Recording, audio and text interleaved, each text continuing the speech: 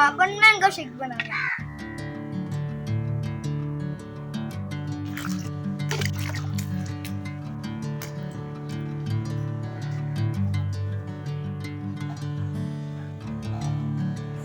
रायगडचा हापूस आंबा आपण आता एक एक कापून घेतोय.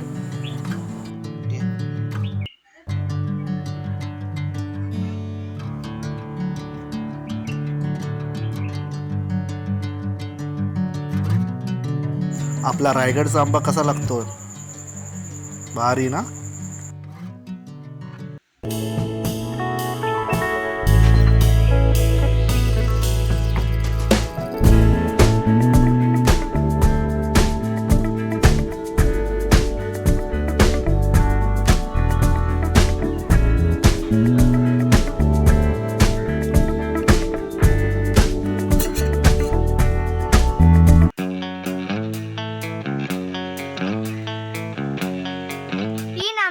आपले कापून झाले. आता आपण ड्रायफ्रुट्स कापून घेतो.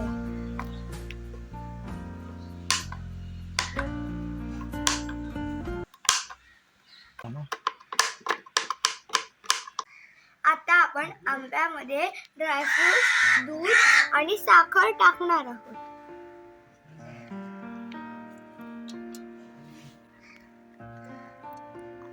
एक वाटी दूध,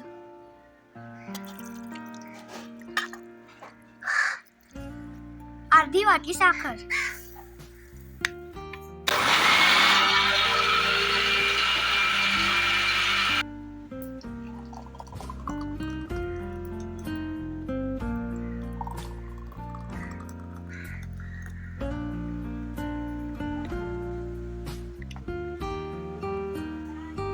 थोडासा धक्का लागून ना खाली पडला होता मँगो शेक.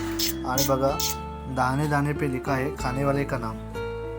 तर पियुषाने आता बनवलेला मँगो शेक आता तयार झालेला आहे आणि खूप छान प्रकारे बनवलं आहे तिने. खूप मेहनत घेतली आहे आणि आपण पिऊन बघूया कसा लागतोय.